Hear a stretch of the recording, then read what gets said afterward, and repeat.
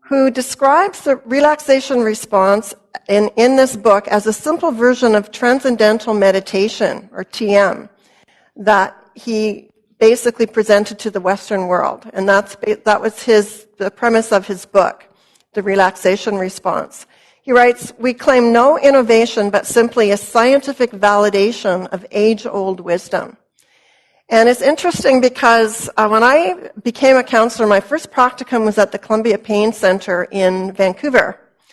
And at that time, and I won't tell you how long ago that was, but it was a while ago, we were showing tapes by John Kabat-Zinn and getting people to connect to meditation. And I had people there very, very triggered. I just happened to have a class who were very kind of fundamental Christian people who really felt that because it was based on a Buddhist teaching, that somehow this was a very dangerous thing to be teaching. And it seemed so neutral and innocuous to me. I just found that really interesting.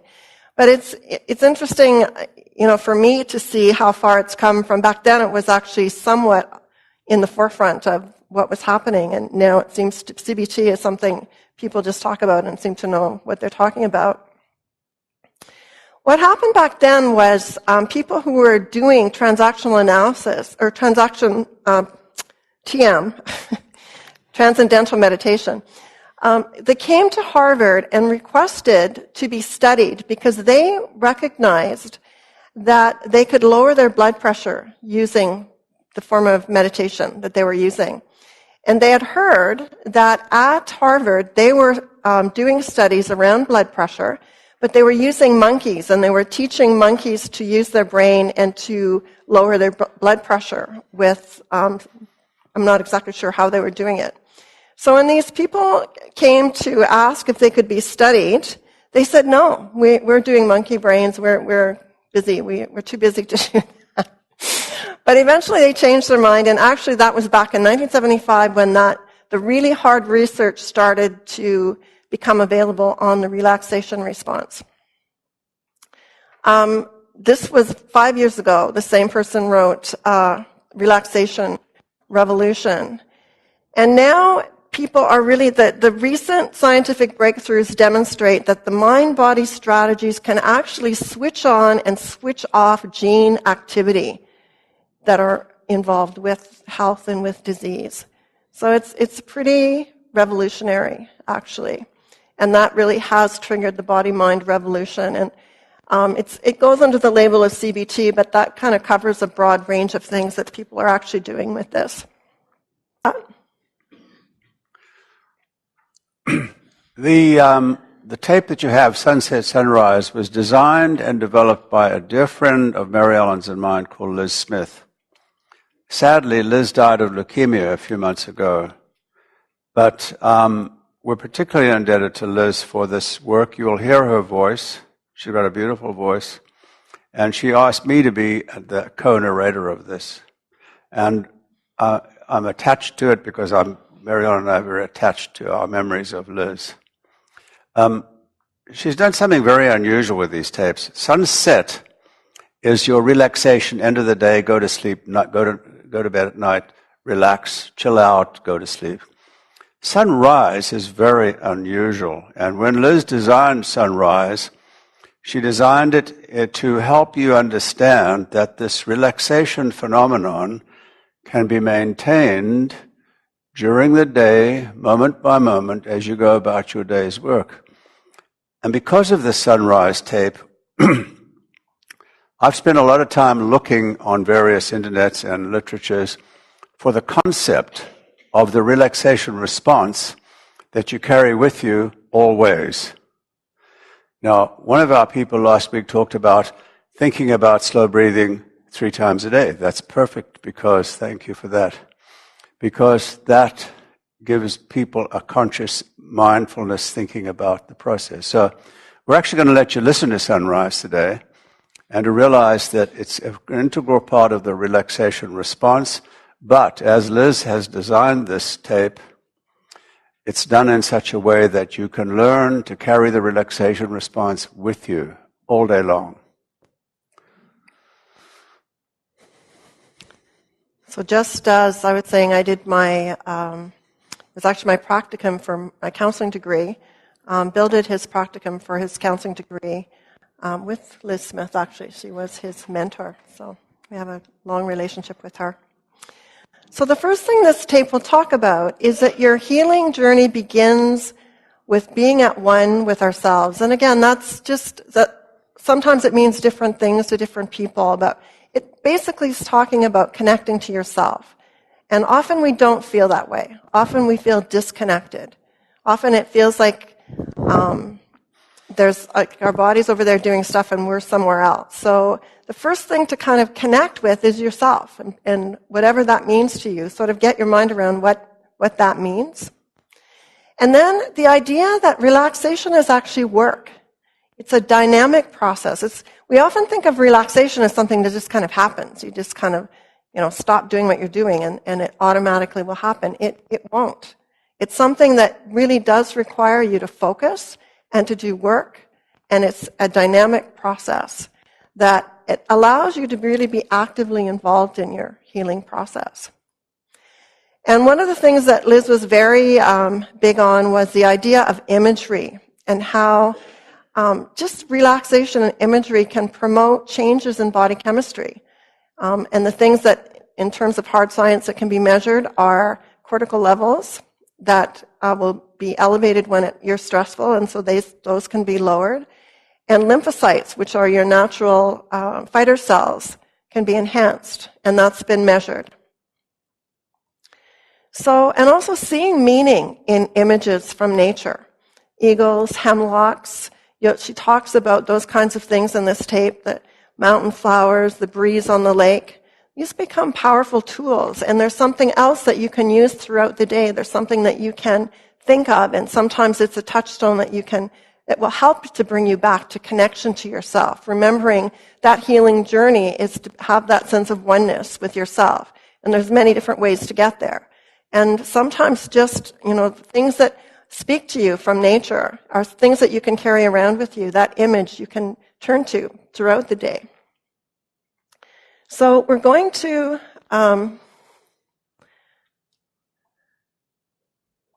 lower the lights, and we're going to give you an opportunity to hear this. So just sort of get comfortable. Being at one with ourselves is where our healing journey begins. As the sun rises in the early morning mist, we awaken to our day's tasks. The work of relaxation is important. This is a dynamic process, one that allows us to become actively involved in the healing journey. Research shows that relaxation and imagery helps to lower stressfully elevated blood cortisol levels. As cortisol falls to normal non-stressed levels, so the circulating lymphocytes and the natural fighter cells are permitted to return to the bloodstream in greater abundance. It is good to know that through relaxation and the use of imagery that we can facilitate and promote these changes in our body chemistry. We can control our reaction to the tensions and the stresses of the day that lie before us. We can actually maintain a sense of relaxation as we go about our day's happenings. We can actively choose to see meaning and draw comfort from nature's images. It is quite possible to experience a constant sense of renewal as one engages and interacts. The relaxation response can be triggered with practice to accompany us always and at all times. The physiological changes that accompany your day's activities can be steadied by a quiet mind. I am always touched by my patients when they tell me about the meaning that they see in the images that they draw from nature. Eagles that soar without effort, hemlocks and ponderosa pines that are rooted to the ground. millions of mountain flowers that bloom even when no one sees. Your alert eyes and your quiet mind may also begin to see meaning beyond the obvious as nature offers you opportunity. The bright colors of sunrise may signal hope. The light breeze on the lake in the early morning may mean steady and purposeful direction. The work of relaxation and the use of imagery are powerful tools. By developing and using these tools, we can make it work for us. Imagine the release of new lymphocytes into our bloodstream, looking like pollen being released into the air by the summer flowers. It is quite possible to allow your peaceful mind to draw meaning from nature's gifts.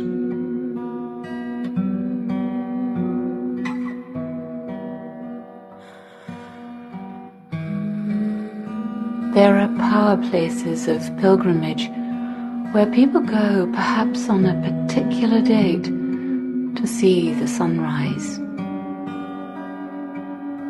You may have taken just such a journey, or perhaps nearer to home, you have found yourself awed by such freely given beauty. Sunrise has so many meanings. Beginning a fresh page, a new adventure, opportunity, a kind of birth, a resurrection, a promise. Where right now would you like to find yourself watching a day dawn? A place where you can experience a sense of renewal.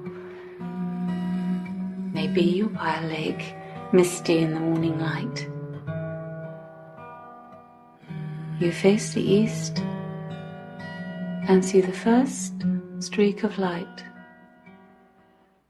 A streak that begins to extend and then expand. The light pale and then gradually gaining strength. Maybe you can feel the breeze against your skin. Or can you hear movement of waterfowl perhaps? Maybe in formation on the lake, or maybe other bird calls. Perhaps you hear the gentle lap of waves as the first sight of goal comes over the hills or mountain tops.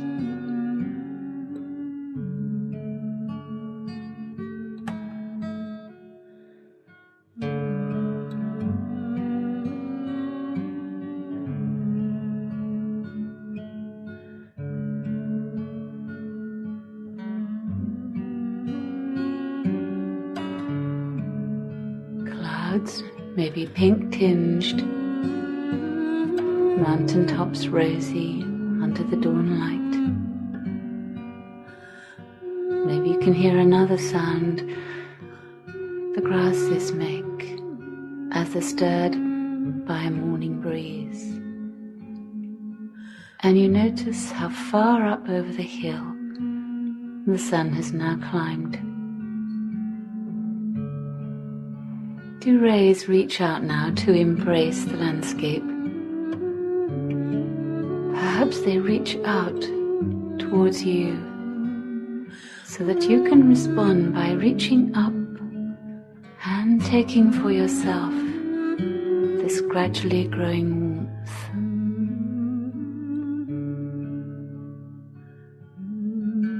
Can you feel the light? Gold and clear. Can you feel it gently warm on the top of your head? Feeling the scalp ease and release and relax as the light spills around you begins to warm through you.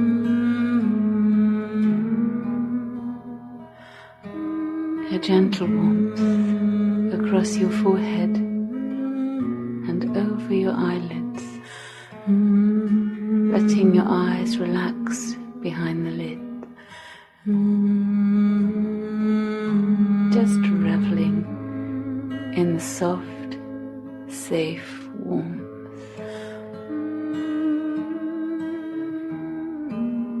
Fingers of sunlight over your cheeks and around your mouth and over your jawline.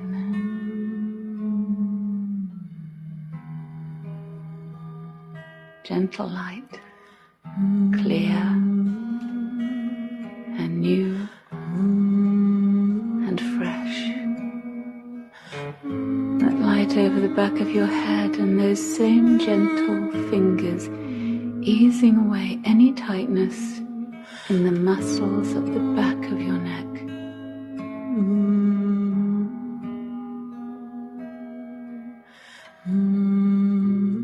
Stroking now across your shoulders and then down over your shoulders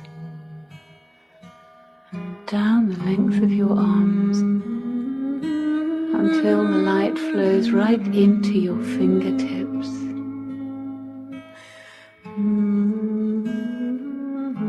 Arms light now and lifting to greet the sun. Allow yourself to receive this light and take it to your throat. And then down into your heart space. Feeling the softness and the safe, clear warmth, good as gold. Imagine, if you will, a spring orchard there in your heart space. Every blossom pink or white, opening to the encouraging warmth, creating a canopy of color over you, delicate and yet fruitful. And there beneath your feet a blanket of daisies, the day's eyes. And around you, the sunrise reflected by the golden flowers of sun upon the hills. Feel them all blossoming into fullness, and as you breathe in, you can breathe in the fragrance and the beauty, and know that this healing light will continue to encourage and foster and support this flowering into healing.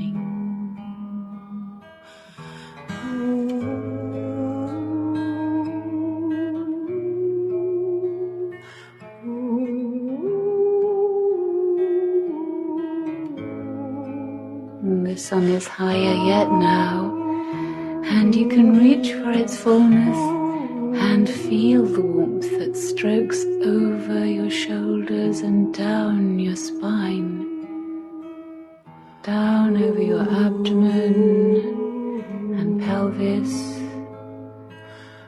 to flow down your legs to the very tips of your toes. You are held and safely warmed and shielded by this healing energy.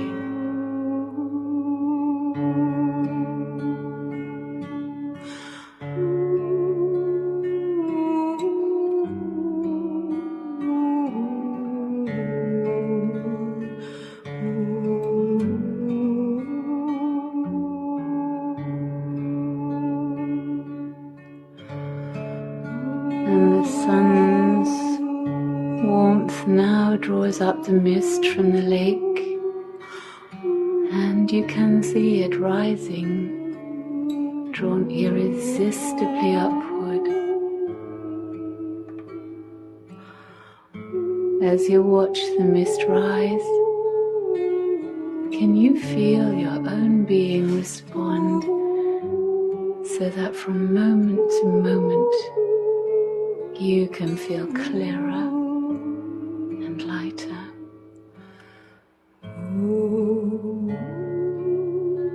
Let anything that has weighed upon you rise like a mist. Let it drift up and be drawn away. Let it go.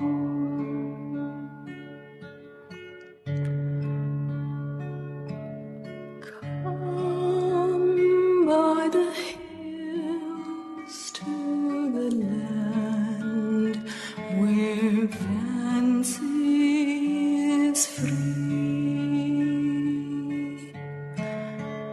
and find that the shore of the lake is where you want to be,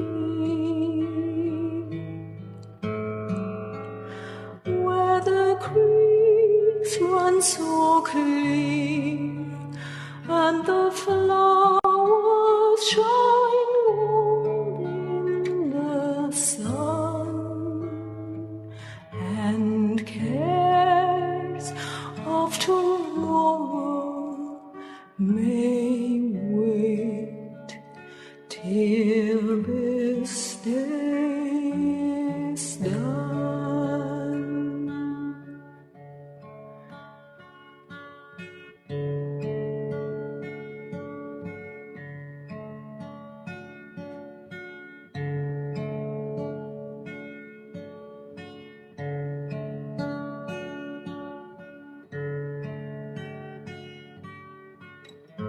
Let it go, leaving you clear, clear as the lake surface is now. And maybe you can see right across the lake. You can notice the reeds and the grasses, the trees, really absorbing the details of your world. The things that joy you.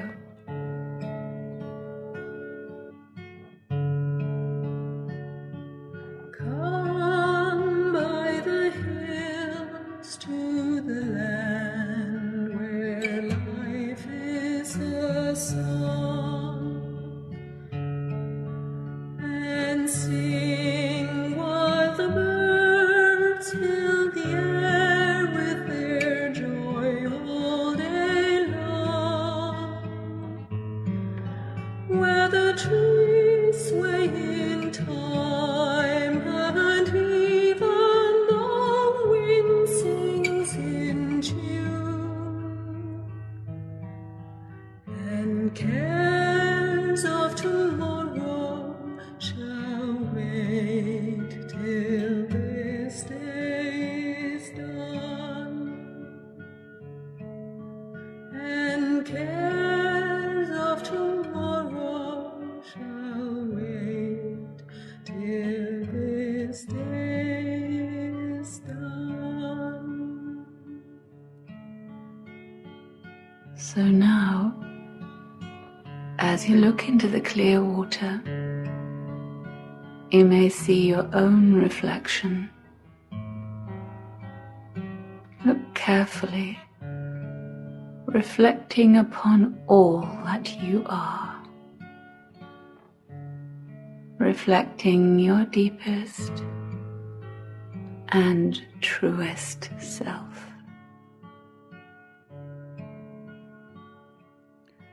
You are determination. Think of the journey I took into life, You are skillful.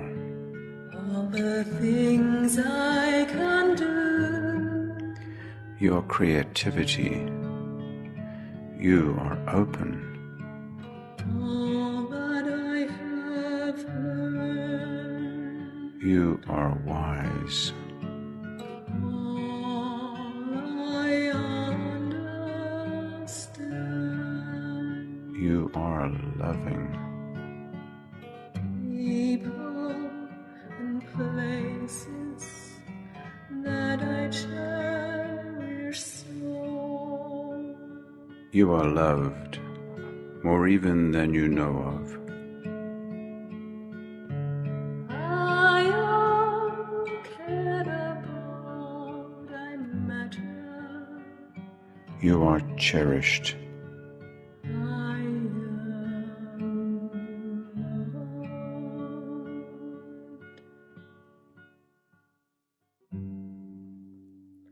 And I the heavens embroidered cloud. You are dreams. Wrought with golden and silver light. You are laughter. The blue and the deep Feelings. and the dark Deep feelings. clouds of night and twilight Part of the and universe. the half light. I would spread the clouds under your feet. So soft. But I, being poor, have only my dream. Hoping. I have spread my dreams on your feet. Gift. Tread softly, softly, because So soft. you tread on my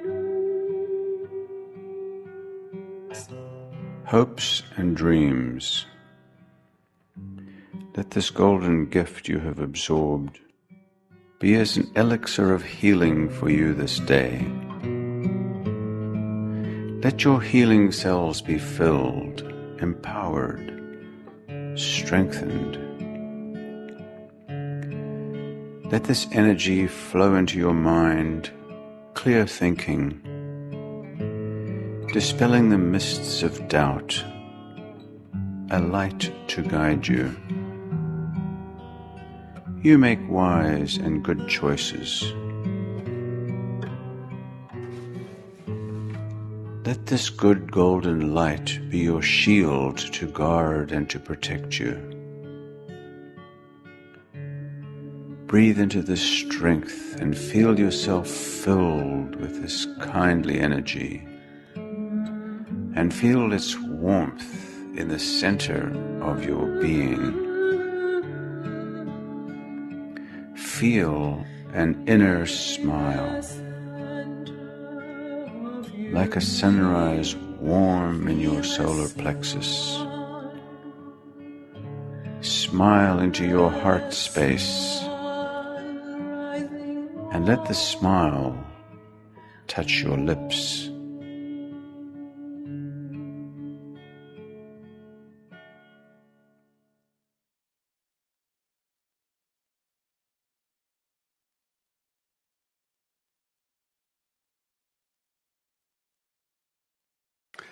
Marianne said you needed a break from the relaxation.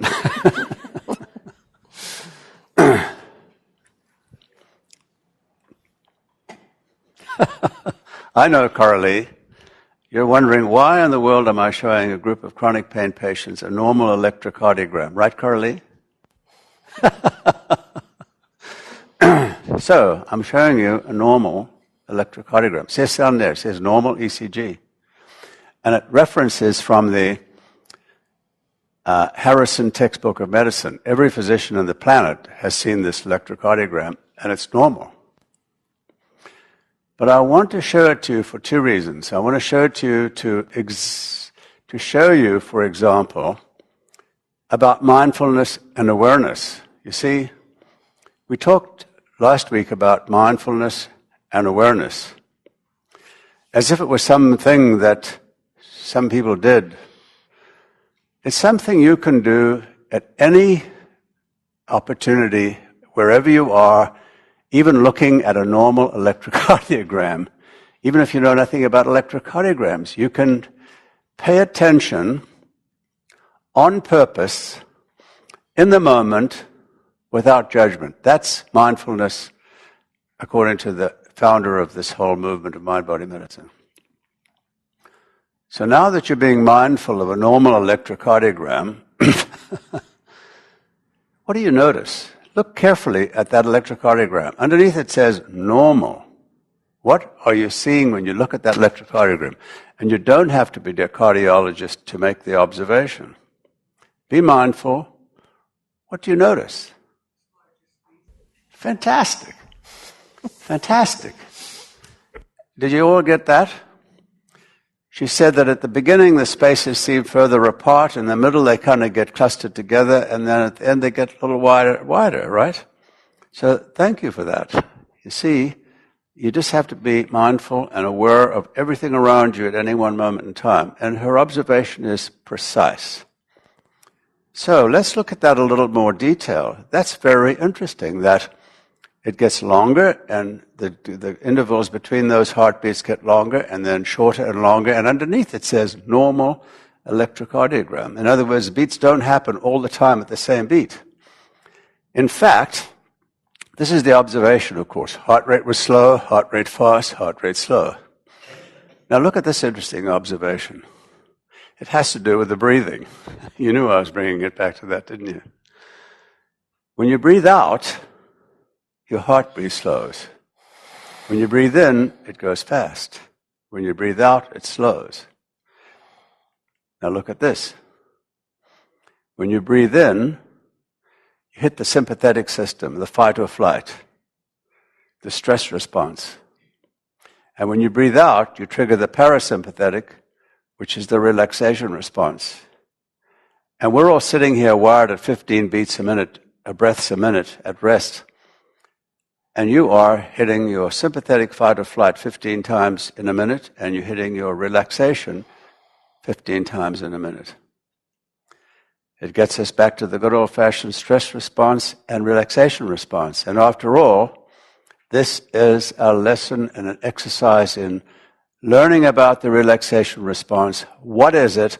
How can I trigger it with me when I want to, anytime through the day, at night? What is this thing about the relaxation response? Well, medicine's got quite a lot to say about it. Because, you see, every breath in is a mini stress, and every breath out's a mini relaxation. Now you're getting the idea that if you can slow your breathing from 15 breaths a minute to 5 breaths a minute, you reduce the number of mini stresses from 15 a minute to 5 a minute. This stuff is real. And it's called heart rate variability. Heart rate variability. That's the variability we're talking about that you identified, thank you, where your heart goes a little slower and a little faster, a little slower. That's called heart rate variability. Interestingly enough, heart rate variability has absolutely nothing to do with heart rate. It's a measure of the autonomic nervous system. It's a direct measure of the autonomic nervous system. We piggyback that information by looking at the cardiogram. It turns out that you can piggyback it if you look at the breathing rates. Take those 15 breaths a minute. They don't all come equally. They like the heartbeat. Speed up a little bit and slow up a little bit. Faster and slower. There's a breathing rate variability. It's called a biological phenomenon of variability. It's a measure of the autonomic nervous system. We can actually measure the autonomic nervous system by measuring the heart rate variability. And here you've seen this now live. You've watched this. If you stress somebody, you can stress the stress response by asking a few simple mathematical sums. How about real stress, like living with chronic pain? And you notice how quickly you can trigger the relaxation response if you go into slow breathing. We've shown you why now. This is Georgia's mother. Georgia trained her mother, our beautiful speaker from last week, trained her mother into this prompt. And now Her mother has trained for many months to doing this thing. When we did this study with George's mother, of course we stressed her with a little mathematics, but look how quickly she kicked in when she went into slow breathing. Amazing. Within seconds, by slow breathing, she had calmed herself. Now, here's an interesting number of things you might be interested in. You can improve your heart rate variability and your health by exercise, with mindfulness and meditation, by attending a counselor. They've done heart rate variability studies of patients going in or clients going in to see a counselor before they go in and when they come out, and their heart rate variability has increased.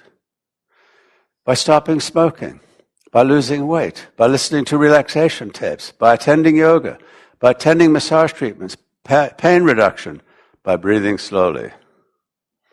And they've measured all of these things by hard evidence using heart rate variability measurements, and it's published in the literature. It's amazing. It's a revolution of its sort coming about, where we're now using scientific measurements to look at what we've always considered before to be subjective. I feel better now that I've been to my counselor. Well, guess what? We can actually measure it now. So slow, deep breathing is measured by heart rate variability. It's that variability that happens in your heart rate, beat to beat. And here's the proof. I showed it to you last week. I'll show it to you again. In March of 2014, they showed using heart rate variability that your maximum rate of your breathing at a rate of 5.5 breaths per minute increases your heart rate variability. It's in a scientific journal. So you see, the Buddhist monks have been telling us this for 2,500 years, and now we can measure it.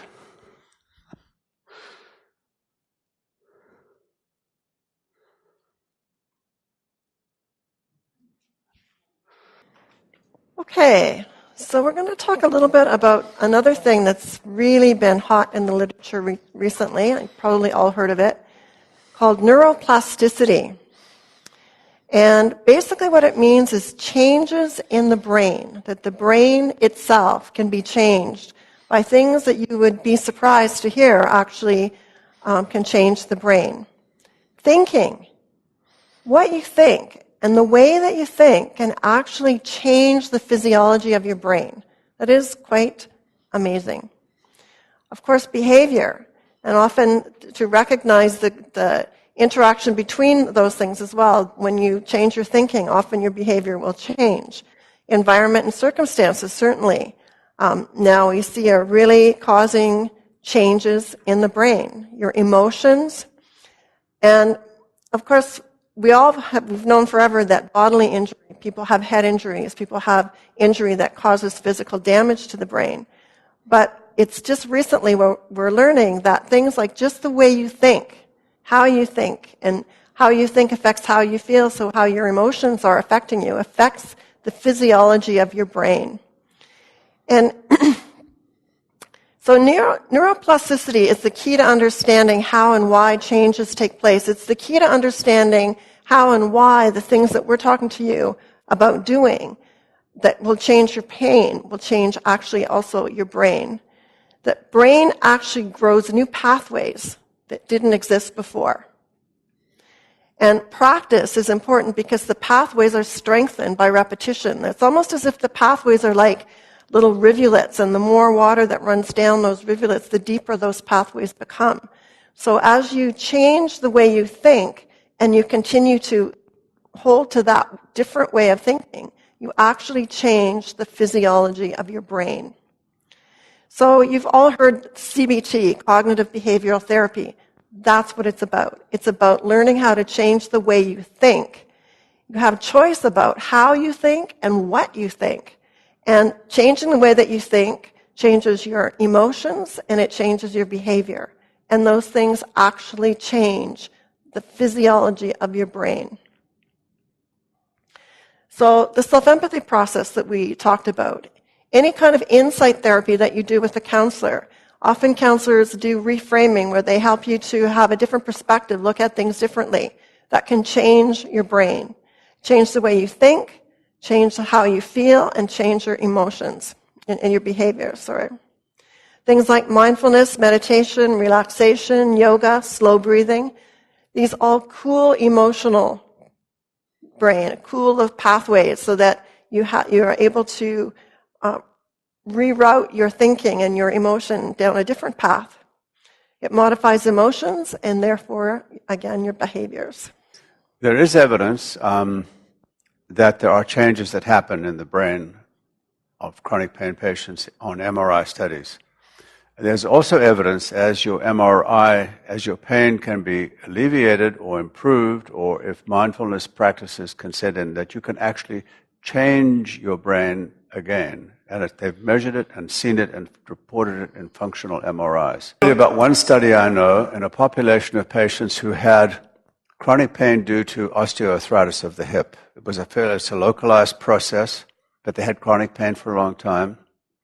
They had surgeries and their pain was improved because of the surgery. Within 3 months, the functional MRIs had reverted back to normal. That's the only study I can actually quote you on. I want to talk to you a little bit about the phenomenon of biofeedback. Biofeedback is a mind-body technique that trains your autonomic nervous system. And your autonomic nervous system can train your immune system. And your autonomic nervous system can train your endocrine system. And there is a huge amount of interest in the phenomenon of biofeedback. I mentioned to you previously 2 studies with cancer patients. I'll repeat them very quickly. A group of women with end-stage breast cancer were given a weekly session with group and support and relaxation. Half of them did not get that. They both got family doctor care as normal. The group that got the weekly support and relaxation process improved their lymphocyte count, their cortisol counts fell, and they lived 36 months longer than the other group. There was another group study done on patients with early-stage melanoma. Same thing. At 10 years out, 40% of the people not treated with 6 sessions of counseling were dead, and those who did, 10% were dead. This is real. It's called biofeedback. Repetition, repetition, repetition. That's why it's a 1-degree course correction, which requires a daily activity. Hypertension. There's quite a lot of interest in the treatment of hypertension by biofeedback. If you can release the relaxation response repeatedly, there's publications in the literature showing that hypertension, in some degrees of hypertension, you'll be actually treated by biofeedback. It's been used in depression and it's been used in chronic pain. So partly what we're doing now is to try to introduce the notion of biofeedback for you. It's definitely used in athletic training techniques, and it's definitely used in so-called corporate efficiency people. But it's the process of repetitive training of your mind. It's got to do with repetition, integration over time. You know, that 1-degree course correction when your plane leaves Vancouver isn't on its way to Boston. It's still on its way to Quebec. But if you stay on that 1-degree course correction for the duration, you will do that. So this course is about trying to help us all, myself and Mary Ellen included, into the process of a daily practice habit and its consistency over time. So this is a little review for what we've already talked about. The wheel of awareness, you have a tape that you heard Mary Ellen do.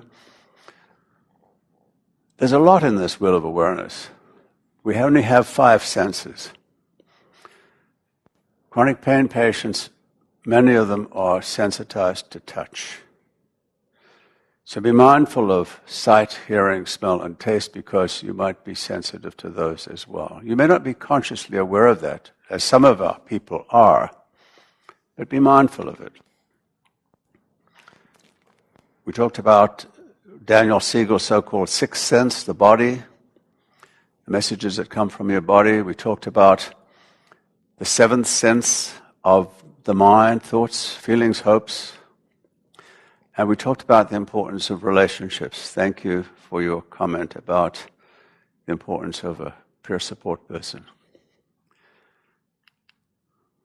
We talked about the stress response, and we talked about the relaxation response. You saw this phenomenon happen live in front of you. Mary Ellen took you through the self-empathy flow sheet, which is another technique that you can use to help work your way through things that happen when you become triggered for whatever reason. The trains that go through the night. If you can only catch one more train every night, your life will be better at the end of 6 months. So the challenge is, how do you catch that extra train every night? So you've got a little handout that gives you sleep strategies. They're all important. Some are more important to others. Having worked with chronic pain patients and having looked at the issues of sleep, I am persuaded that the most important single challenge for the pain patient and sleep is light.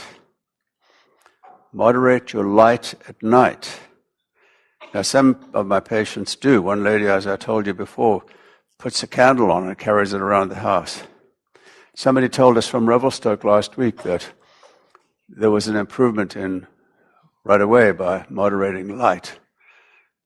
Light is a co-trigger for pain patients. You may not know it, but be mindful of light.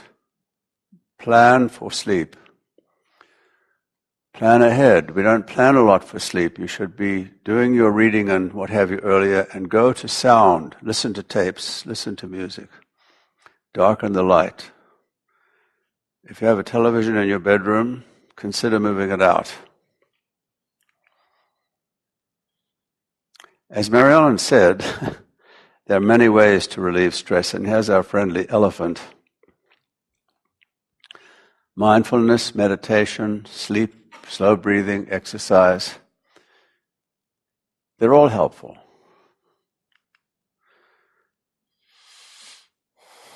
And remember, all of these techniques focus in on one thing in common, and I've given you the physiology and understanding about why breathing slowly really works. It minimizes the number of times you get hit with a little mini stress. Every time you take a breath in, you just had a mini stress. If you reduce the number, you can reduce the stress. And here's that little schema that we gave you that you might help. How many have used this? Did you find it helpful?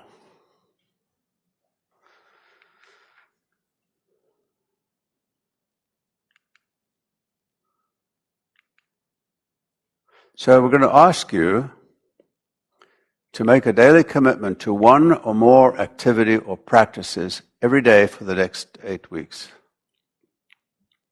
I have one patient who for the last 6 months has listened to sunrise every morning, and she's listened to sunset every night. And she comes in and she says, I'm apologetic. I said, what are you apologizing for? She says, I've never heard the end of sunset. It's perfect. Don't apologize for that. But our invitation is for you to undertake a commitment to do something daily. 15 minutes a day. We've tried to give you in the course of this time together, background, ideas, rationale, reason, some humor, I hope. We've had a 13-year-old lecture you.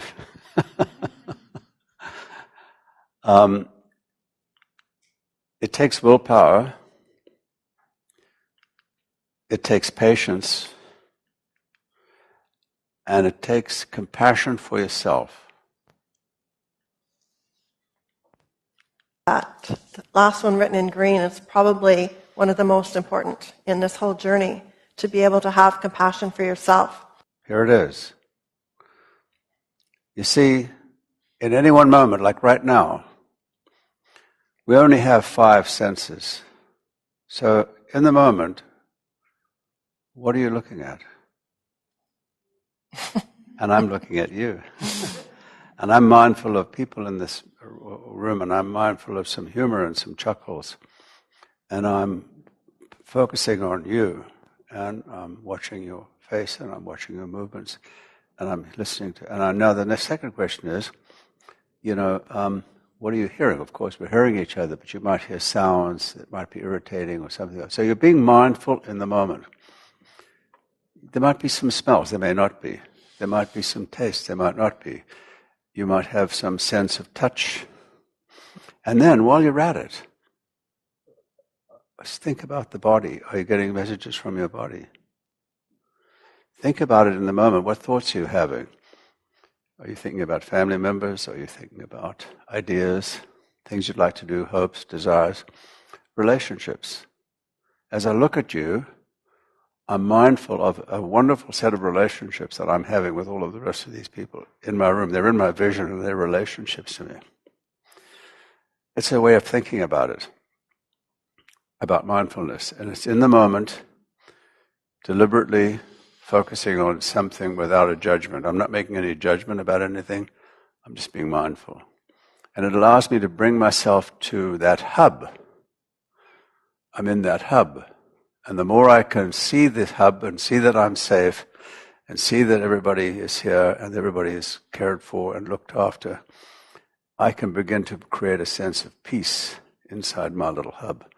And the more I do it, the bigger my hub gets. And that's mindfulness.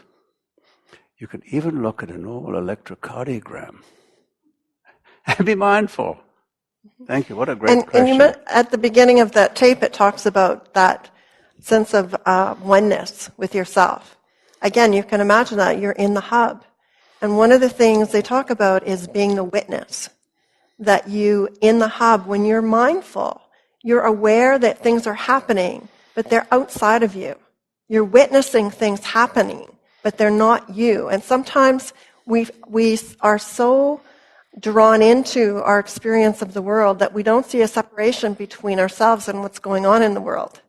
And I think that sense of being able to be in the hub or having that sense of oneness with ourselves, that sense of peace, is allowing us to realize that we're separate. We're connected and we're wired for that connection, but we're also, we have the choice to be aware and be a witness and have our own experience that's separate from the things happening around us. And I think by definition, when you do that, you're less affected by the things around you. I think that speaks also to the idea of what you resist persists. And certainly in bereavement counseling, it's very much the philosophy to turn towards the pain because we tend to run away from it. And the more that you run away from it and try to get away from it, the more you keep it in place. But as you turn towards it, and not only do you allow it and tolerate it, but you welcome it. And what happens is it washes over you, and then there's something else, and there's something else. So in a relaxed state, you're able to, again, become that witness and see that it's separate from you. While we're on the five senses, I've got to tell you a little story. We mentioned John Medita wrote a book called Brain Rules. I'm going to love that book. They talk about the five senses. They did studies on memory. Now, I know that patients who have chronic pain, some of people are concerned about memory issues. And there's a neat little study that he reports. And you've all been there. They talk about, you saw a movie a year ago. Can you remember what the name of the movie was? Can you remember what the plot was? Can you remember the names of the actors and the actresses? So they did studies recruiting senses. We only have five senses. So one group of the people went to the movies.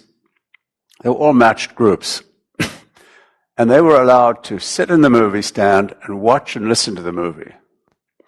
And a year later, they asked them all those questions, like, what was the name of that movie you saw a year ago? And what was the plot, and what were the names of the actresses? Another group of people were allowed to go to the movies, listen and watch, and hold in front of them popcorn. So they could smell, but they weren't allowed to eat it. And the third group were allowed to smell the popcorn and eat it. And guess who had the better memory and recall for the events? You know the answer. The more you recruit additional senses, the more you will remember. The more you can recruit additional senses in a positive way, the more you will become mindful of where you are. Just a thought about mindfulness and your senses. We only have 5 senses. Don't ignore any of them. But there's definitely 2 sides to that same coin. And for sure, people with trauma will tell you that a trigger can be an aroma or a scent, or, that's absolutely something to be aware of. So that, if you're going to go into, and that's what happens, we talked a lot about implicit memory, and it will trigger the implicit memory where it's not like it's a recall anymore, it's like you're back there. And that's, we talked about ways of dealing with that and healing trauma because it is stored in the body. But in terms of being mindful in the moment, I think Bill's right in that the more senses you bring in and become aware of in the moment, the more you're able to be in that moment, be mindful of what's happening, where you are. Thank you. Okay.